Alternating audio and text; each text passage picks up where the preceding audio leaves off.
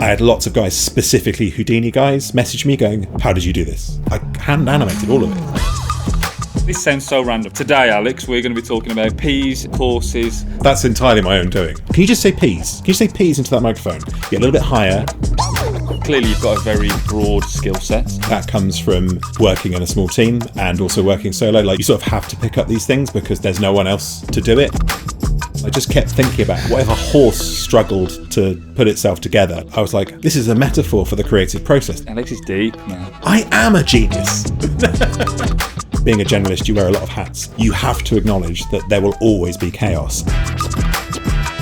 I can afford to take 2 months off. And then someone said to me, would you like to make a tiny Ryan Gosling? And I was like, yeah, those things happen. You can't predict them. I'm Ryan Gosling's stunt double. Oh, that action figure's great. Can I buy it from you? And I was like, yeah, of course you are. Hello. How you doing, Alex? All right? I am okay. Yeah, I'm not too bad. Yeah, how about yourself? Yeah, all good this end. I just realised I just lied to you. I said everything's fine, and that is not true at all. My dog woke up at 2 o'clock this morning, and she needed to go to the loo, so I had to get up at 2 o'clock, and then just could not go back to sleep. Oh, man. So I say I'm good. Who knows? I might start hallucinating any second, so I apologise in advance. Welcome to the VFX Process. Can you just give us a quick intro to who you are and what you do? Yeah, my name's Alex. I also go as by AJ and online also as MOONJAM. I'm a 3D artist. I entered the world of 3D through illustration, which isn't necessarily that common, especially at the sort of time I got into it, which was around 2001. So I've done a lot of work for advertising for video games. I used to do lots of box art and key art for games and just a whole myriad of stuff over the years. But more recently, I've been getting back into animation. And so I've been more of an animator, working on my own short films and freelancing for studios and stuff. So now I'm just sort of doing a weird mix of both. This sounds so random. I don't think I've had anything as random as this. Today, Alex, we're going to be talking about peas, eggs, horses. Oh yeah, that's entirely my own doing. Like, so for a while I was known as the horse guy. People go, hey, horse guy. And then annoyingly I did peas, and people go, hey, it's the pea guy. And I was like, that is a terrible nickname. It's not clear what that means. On your software list, we've got notes for 3ds Max. Is that your main? Oh yeah. It's just because when I started out in sort of, like I said, like late 90s, early 2000s, it was the sort of Swiss Army knife tool. It was like, if you wanted to do something, again, a bit like Blender now, there was always someone developing some cool tool that would like solve that problem. And now I've been using it, for way too long now. 25 years. That's depressing. I'm just very quick with it. I know what I'm doing. And it's very rare that I get to the point where I'm like, I can't do the thing I want to do. Clearly, you've got a very very broad skill set. I think general's fair because it is really a generalist skill set. And I think that comes from working in a small team and also working solo. Like you sort of have to pick up these things because there's no one else to do it. So, when a new tool comes out, I love to start playing with it straight away and seeing how it could be used in my normal workflow and also how it could influence ideas. So, for example, like my film Peas, which is very particle based, that's because a new plugin came out that I was learning and I was like, I could animate thousands of characters. So the tool almost drove that in a sense. What comes first? Was it the tool? Oh, I can create some particles, I'll just use some peas. Or was it the word peas? What was the starting point for that? With most of the things I've done, there's no real clear-cut thing. It's almost chaos. Like, for example, I was feeding my kids dinner and I was just like putting peas on their plate and I just started singing a really obnoxious song about peas, which they loved. So that was good. and that just kept going around in my head. So I was like, oh, maybe I could animate that. And then I was using this tool called Tyflow, which is a really comprehensive like particle system for Mac. So it's great. It's phenomenal. So I was learning that and I'd already had this other idea. When you get like really amazing motion graphic stuff where it's like abstract shapes and forms, the sort of like man versus machine. I was like, what if I made a world like that, but there was a character in it and they were basically trapped in this horrible world where things are constantly changing shape and they're just like falling between all these holes. And I really liked that idea. I was like, oh, it could be like this really sort of bleak landscape that looks stunning, but if you were alive, it would be hell. And then basically the two sort of like joined together and I was like, well, I could make it so that the peas are sort of that MoGraph style, but there's weird stuff going on as well. And there was the technical thing. It's just like they can all blink and they can all have little mouth shapes, and that's really like satisfying. You're like building a little system where it's like, oh, I can simulate with these particles and now I can make them alive. I did this test. It's just a load of spheres and then eyes appear on them, and they suddenly look at the camera, and just that made me laugh. And I made it, and I was just looking, going, "Oh, it's so funny." And I was like, "There's something to this," and then became the thing it is now. So amazing. What about the high pitched peas? Is that you, or is it your kids? How did you record that? It's my kids. So my kids are the peas. I do worry about this because my son has got a lasting memory of being in his room under a duvet with a microphone, with his dad going, "Can you just say peas? Can you say peas into that microphone?" Yeah, a little bit higher. But it worked out really well. So they did the peas, and I voiced all the other characters in it. Not that there's many. Carrots. I do worry about my neighbours sometimes, just there bellowing corn at the top of my lungs, and it's just like, oh no, what do they think of me? Or they can hear you shouting at your kids saying, "Say peas again," and they're like, "What the heck is going on in that house?" They often don't meet my eye when I see them outside. Don't move. You can't see us if we don't move. So with the peas one, is it the typical kind of like storyboard, or did you just kind of have a little play and then it developed into a shot and then a scene? Yeah, I do animation work commercially, and obviously there's a need for that structure of like having storyboards, having animatics. But when I'm working on my own stuff, that is like one of the first things that goes straight out the window, because it's like I can do it and it's fine. But it sort of sucks some of the fun out for me, because it's like I sort of need to play and have fun, and ideas come to me as I'm doing it, so that I also get surprised by what I'm doing, and I can also change things on the fly and have fun with it. We do find that there's a contrast between the personal workflow and then the professional workflow, and this is clearly another example. It's almost like when you are animating, there's like two approaches. You can do straight ahead, where you're just like freewheeling and just doing all the ideas as they come to you, and there is pose to pose, where you're locking down everything. I like the straight ahead stuff. It's just being aware that I'm not getting carried away and making something that's rubbish. Like, you're just actually constantly stepping back and going, is that actually good? What about an input from like your kids? Because your work is very, fun. It's got a lot of comedy. There's like cartoon characters. I guess the creativity of a child's mind, you can't get it anywhere else, of course. They've grown up with this being normal. Like, their dad's in the corner working on something weird. He asks them to scream the name of the vegetable into a microphone.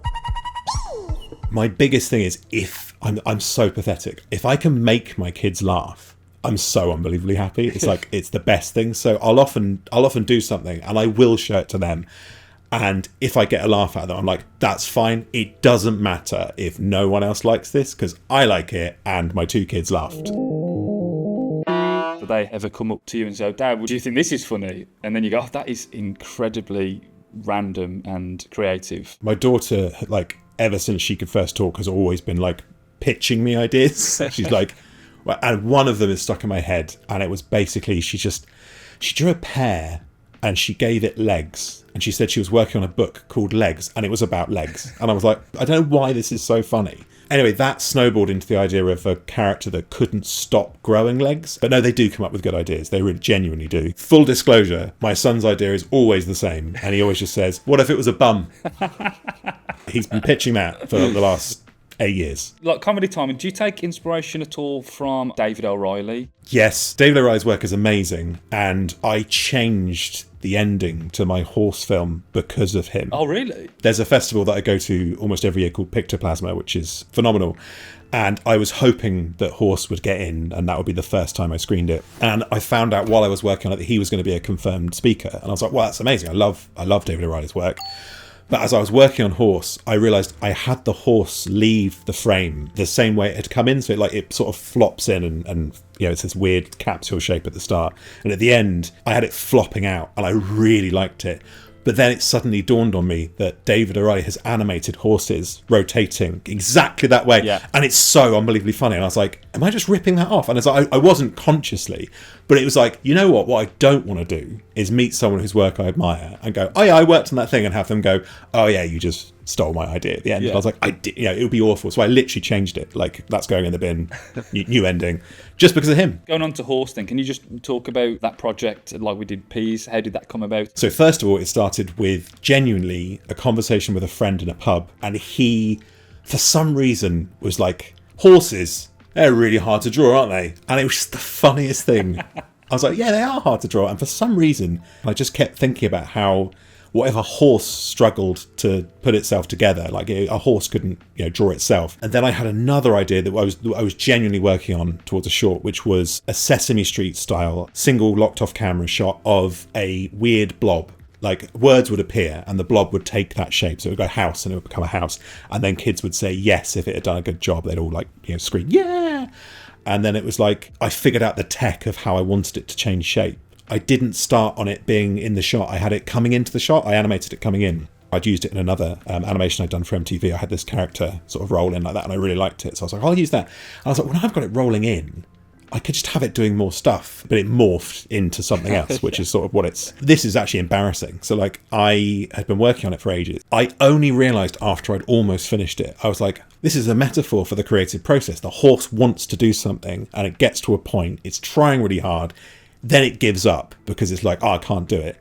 That's literally the process of me making this film. I've just on a meta level, I've made a film about creating something. And it's like, I hadn't consciously done that. And they're like, whoa, Alex is deep, man. He's really, really clever. But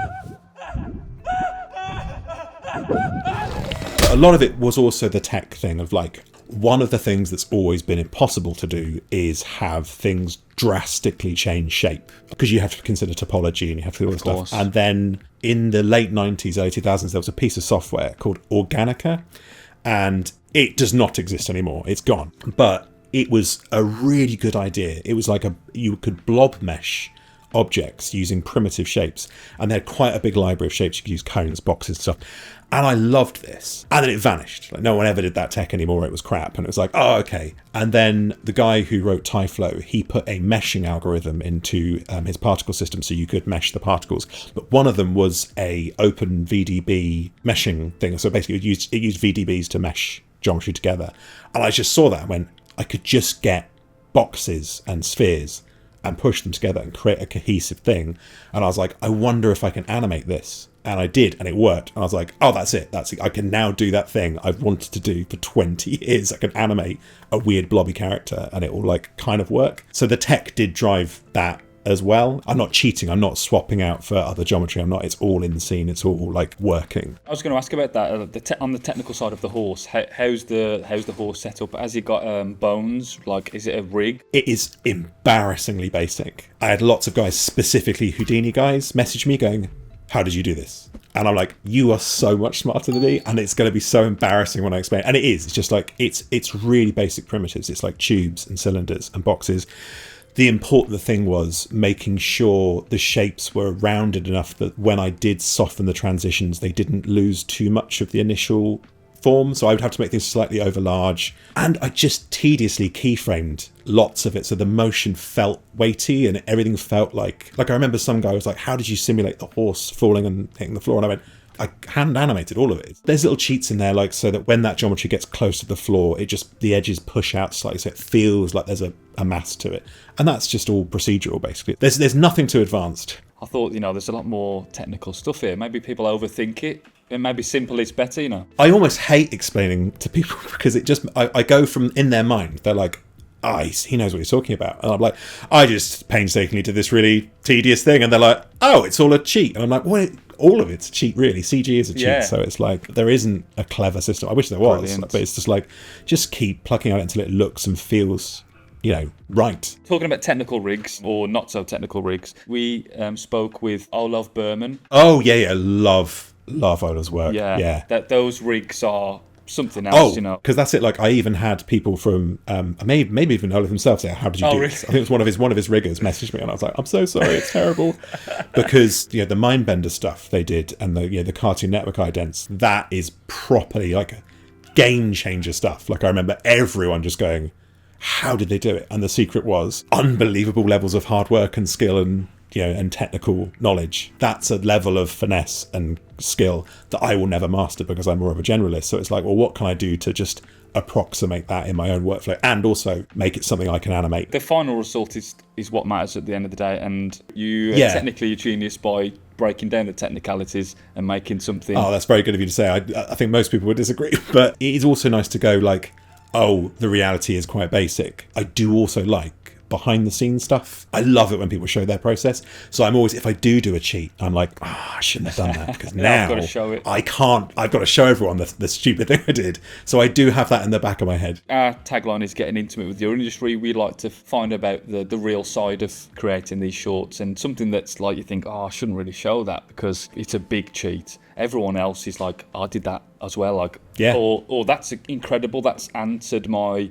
like, or solved my problem here. And because of those conversations and like little secrets, I think it helps everybody in some respect. You could be really struggling with something, going, I'm not doing it properly, my topology is terrible, my UV maps are awful, and then it's like you find an artist whose work you love and they'll show you their stuff and you go, it's also crap. Yeah. And they're like, yeah, it just worked. And you go, oh, thank God, everyone's doing it, it's fine. There is no problem. There probably are people who do it all completely flawlessly, and obviously if you work in a production and you've got a team of hundreds of people handling the stuff, you need to do it properly. But it is nice to know that the end result's more important. Especially if it's off camera, you ain't got to worry about it, like just turn it off, or as soon as it's out of the frame and send it on linear, doesn't really matter. Yeah. I love it when you see like the most amazing animated shot, and then it will pull that, and it shows the whole viewport, and the rest of the body is just this mangled mess.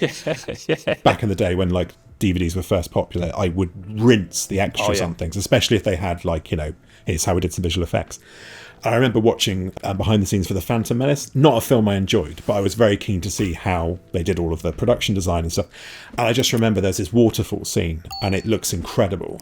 And I was like, how did they do that? Because at this point, this is 1999, you did not have really good particle systems to that degree. I was like, it looks so good. And the guy was just like, I got some salt and I filmed it in slow motion, cascading off this thing, and I just composited it in After Effects or whatever. And like, I was just like, oh my God, it looks so good. And I stole that. I know exactly what you're going to say. I've seen this on your Instagram feed. Yeah, so like basically I was doing the artwork for this game called Until Dawn, and it had to have cascading snow. And that was an unbelievably tight turnaround. I had 5 days from the very original brief. And I was like sweating this, like, how am I going to get snow looking good? Am I going to just like airbrush it in? Should I do particle systems? And then that popped back in my brain. I was like, oh my God. And I said to my colleague Matt, who's also a really good photographer, I just said, go and get some salt. I just went to the shop, bought some salt, and just took tons and tons of shots of pouring salt at different, speeds. And then in seconds, I had something really serviceable in Photoshop. And I was like, done. And it's like, that's only because I remembered an extra from a DVD that I watched in like 2000. It's weird. Amazing. But again, a cheat that worked perfectly. For the Monsters project, how did you get involved in that? The lady who basically started the initiatives, a lady called Katie Johnson, who's a wonderful person. She was going to schools, and as part of her thing about talking about like a creative career, because she wanted the kids to be like inspired by the fact that you could have a creative career, she just came up with the game of a class of 20 kids, you draw a monster, I will then draw my version of it. And it's like, and the kids obviously loved this, they went nuts. It sort of snowballed, and it wasn't just a small class of kids, it was multiple classes. And she's like, well, I'm just one person. So she did it on her own for ages, and then eventually she turned to the internet and was just like, could anyone help out with this? And a friend of mine, a brilliant artist called Timothy J. Reynolds, posted that he goes, I'm on this project. And I looked at it and went, oh, that looks so good. They had a full roster of artists, they didn't need anyone else. And I just emailed Katie and said, look, if anyone drops out or you need help, I'd love to help out. And she was like, I think we're good, don't worry about it. And then thankfully a few days later she went, actually someone has dropped out, here you go. And she just like sent me a monster, and it was so much fun, and I just had the best time. And then I didn't even think about the fact that I would then get sent photos of the original artist, of the kid holding up the two versions. I was like, oh, that's just amazing. And and thankfully he had a big grin on his face, and it wasn't just like going, well, you bring this. From that point I've done every one that I could possibly have done. Every single time is the highlight of my year. One thing that always comes up, and it always comes up because the internet is a lawless place, whenever the project's shared and you get to see all the kids' drawing and all the artist drawings, you always get one or two people who just say, I think the kids' drawings are better than your drawings. And I'm like, I agree. And it's like, they go, yeah, but you're trying to show them how to do it properly.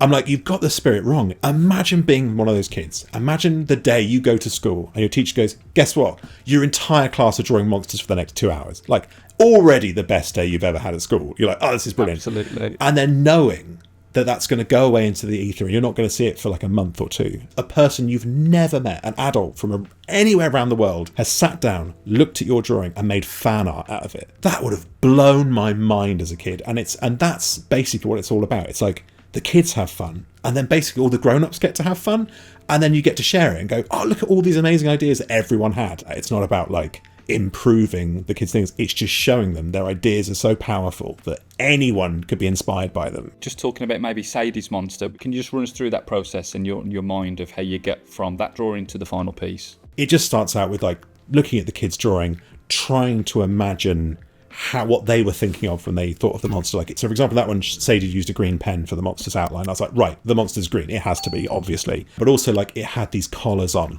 but quite long necks. And I was like, oh, what if the collars were much bigger than the necks? What if it was chained to a post by those collars?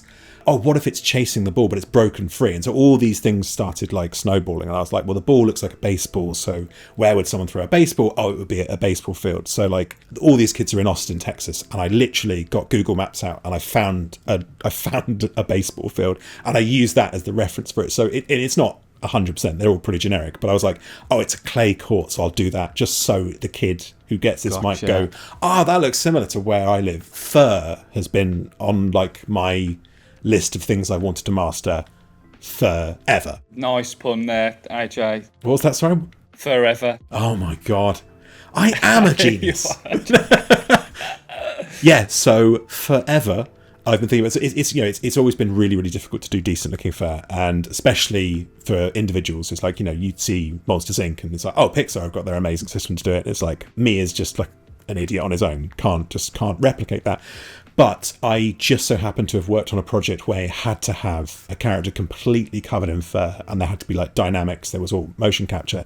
And I used that as an excuse to really learn as much as I possibly could about grooming. And it was like, I've got this time and window to actually master this if I can. And I learned so much. I was like, well, now I could try finally to do it on a cartoonish, a character of my own design.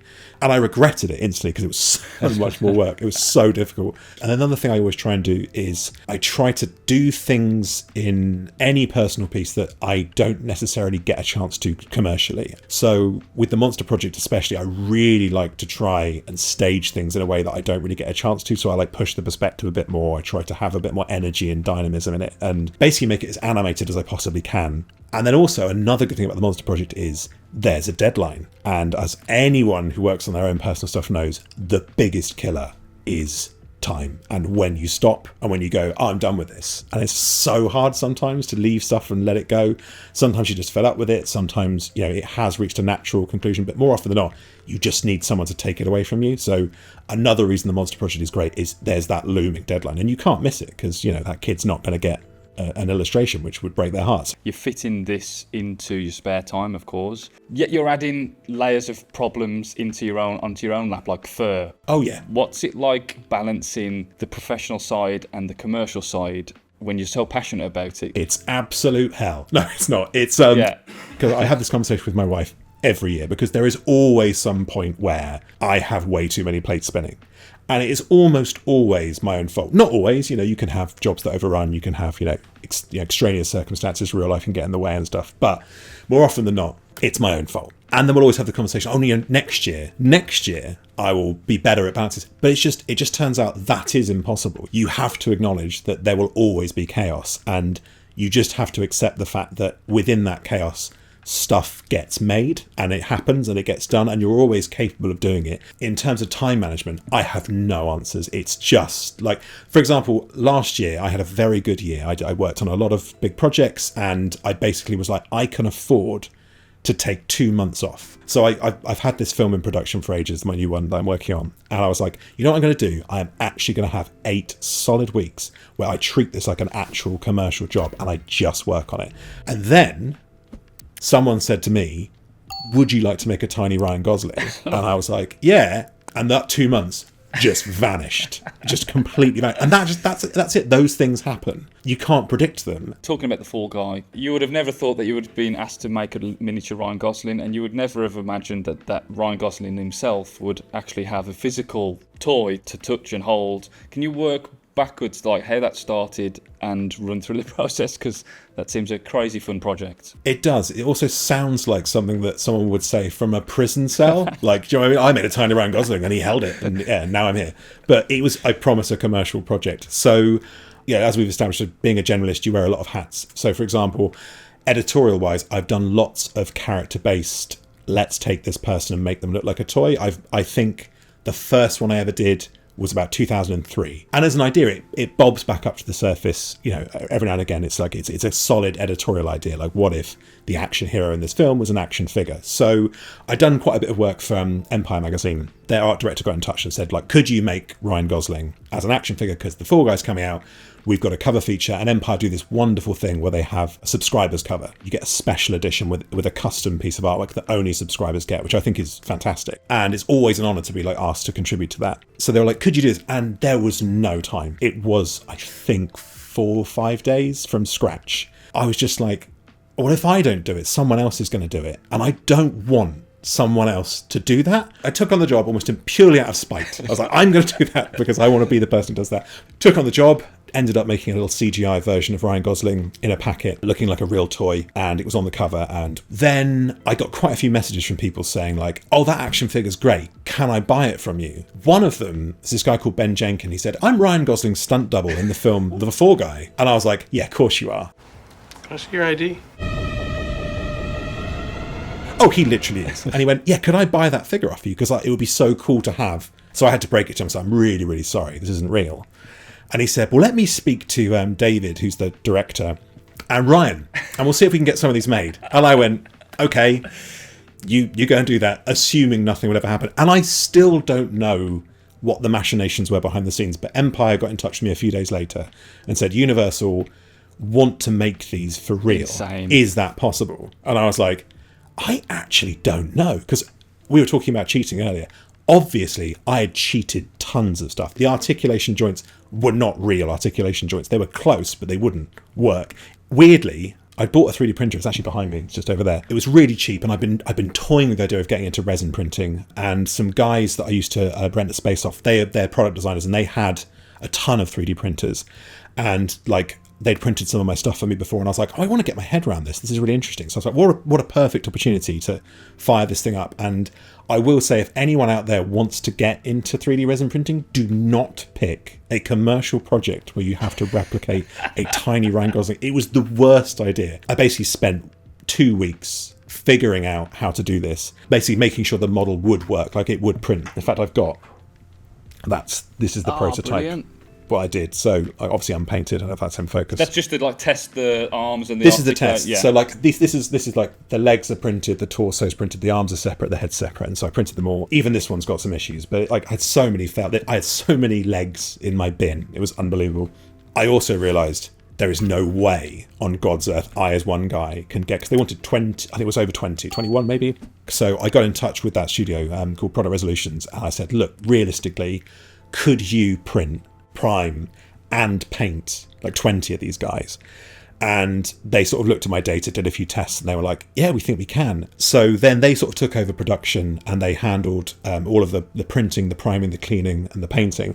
We then hit a sticking point, which was the faces. I don't know if you can see how tiny this head is. The toy I based it off is the head should be this big. Oh, okay. There's a giant head. I looked at a ton of reference for McFarlane figures. Of course. And there's a lot of detail in the actual model. You can see it's like there's paint detail, but it's more in the model, which I was really stunned by. You've already got no time on this, but a personal challenge, you've got to make it look as much like Ryan Gosling as you possibly can, unpainted, so that it would work. And I'm glad I did that, because it really paid dividends when it came to getting the 3D model made. But the heads are so small, and the guy, Luke, who was painting these, he was using an airbrush for most of them, like doing some little tiny details with a tiny brush. But he couldn't do the faces. He's like, there's just too much detail. And obviously, like, if you mess up the eyes, the whole likeness is gone. So I decided I would do all 20 heads. Another personal challenge. Yeah. Just an idiot. I'm like my own worst enemy. It's just like I'm just constantly tapping myself on the shoulder and punching myself in the face. Okay, so I did a test one, and it came out okay, and I was like, okay, I can do this. The downside was it just took so long. It's like the first one took me an hour, and then it slowly sped up, and I think I got down to about 25 minutes for each head. We'd forgotten about the props. Like they'd agreed to do these figures, and I went, oh, there's a sword, and there's a pair of sunglasses, and there's a hat, and we'd already vacuum formed these trays, which have a space for them. I went, shit, I've actually got to make them. So I then printed, primed, prepped, painted 20 swords, 20 hats, 20 sunglasses, and it's just became a weird manufacturing shop. So like between me and Product Resolutions, we got everything finally all together and like assembled the pieces and sent them off. And yeah, they went down a storm, thankfully. And then, so like Ryan Gosling got handed one on this morning with Alison Hammond. That is epic. It's going to be like sleeping with a mini you every night. Nobody wants that, I'll take it. Thank you, Ryan. What a lovely interview. And also Universal very kindly invited my wife and I to the premiere of the film, which was really nice. So, yeah. So it was like, I got to at least say to my wife, I know you haven't seen me for like a month, but look, there's Ryan Gosling. He's 2 meters away. Like just doing the swords, the heads and the hats and the sunglasses nearly broke me. Like it's just like, it was all I was dreaming about. I would wake up and go, oh, Ryan Gosling's face. I bet you're sick of seeing his face. He's so handsome. It's really like... You would just sit there and printing off. He's so handsome. Look at Ryan Gosling's lovely face. No, if anything, I worry I did him a disservice. I'm like, oh, mine doesn't look as good. Because I saw him in real life. He was literally meters in front of me. I was like, oh, he's actually properly... He is that good looking. I bet you've told that story many times, but I appreciate going through that. I have. It's frustrating because like people are like, oh, you're the Fall Guy. And I'm like, oh, that's not that. I did do that, but I also do other stuff. And it's like, I'm also Pea Guy. I'm also Horse. Yeah, I'm also the guy who does the peas and the horses and the weird eggs. Yeah, and it's like I'm not selling myself at all. My wife came up with a question last night. She says, "Is there an add-on or tool that doesn't exist that you wish did exist?" That's a good question. Yeah, maybe you want to do something like, there's something that doesn't exist yet, but if it did, I would use it for this. Yeah, that's a really good question because there are times when I'm working, and I think everyone gets this, like when you get to a certain level, you know exactly what you want to do, and there's that limitation of just the fact that you have to interface with a computer, and you're just a blob of meat, and your ideas are trying to come out from you through a computer, which is like the worst interface, really. So I think really it would just be like, can I get things out of my head faster? But in terms of tech tools, so many of them are being developed. Like you have an idea and you go, I'd be so good if I could do this. And then you just look around and someone goes, oh, I made this. Because I keep an eye on the Blender community, for example, and I see stuff all the time and I'm like, oh, that's brilliant. Have you used Blender for anything at all? I have Blender installed, but also I'm one of those people, because I've been doing this a while, I got burnt really badly with the first versions of Blender when people were like singing its praises and saying, you've got to try this, it's open source, it's free.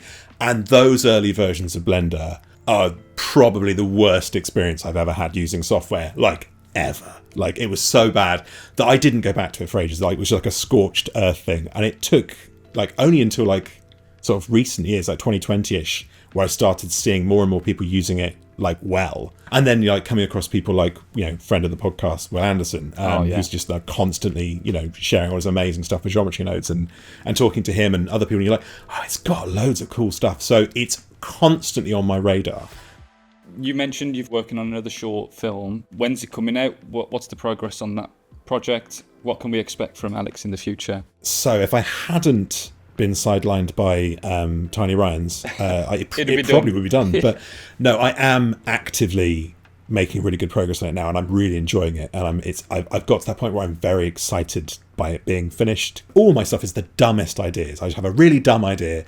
I laugh about it like an idiot for days and go, oh, that'd be really funny. And then I just start making it and hope that other people think the dumb idea is also good. So it's the premise is very stupid. The only problem I have is this is the first time where I've got quite a lot of characters in it, and there's quite a lot of frustratingly, unavoidably technical stuff I have to do. Yeah, in terms of getting it done, my main deadline is I really want this to do a festival run. I'm going to go to as many as I can if it gets in. Even if people boo it, like, it will be fine. It made my kids laugh. Yeah, that's what I'll be yelling at them. My children laughed at this. You're all wrong. Yeah, or my son would get it wrong. He'd just be shouting, you should have turned it into a bum. Yeah, so I really want to do a fest run with this because I'm really happy with how it's shaping up. But in terms of getting it done, again, it's just fitting in and around stuff. And it's so, like, the universe is constantly crushing me to a fine pace with surprises. And sometimes they're good surprises and, you need to earn money and that's fine. And not everyone's, as busy as I am at the moment. So that's something I have to hold on to. But I really, really hope it'll be done by the end of this year. So I think it'll be wrapped up by hopefully around Christmas time. Oh, amazing. Well, Alex, I wish you all the best for that project. Maybe we could do, next year another one of these episodes and talking about that project. If you'd be, I would love that. That'd be really cool to really break it down. Yeah, absolutely. I mean, and also it might be like, why didn't you finish that film? And I'll just be like bringing out action figures of celebrities I've made. Just like, I did this instead. I don't know why. Yeah. Amazing. Well, Alex, I just want to say thanks for your time. That was so fun to just hang out and chat about all that stuff. So thanks for your time, man. Oh no, thank you. It's been an absolute pleasure. Amazing. Well, have a great day, Alex. Yeah, you too. Take care. Bye, buddy. Cheers. Bye.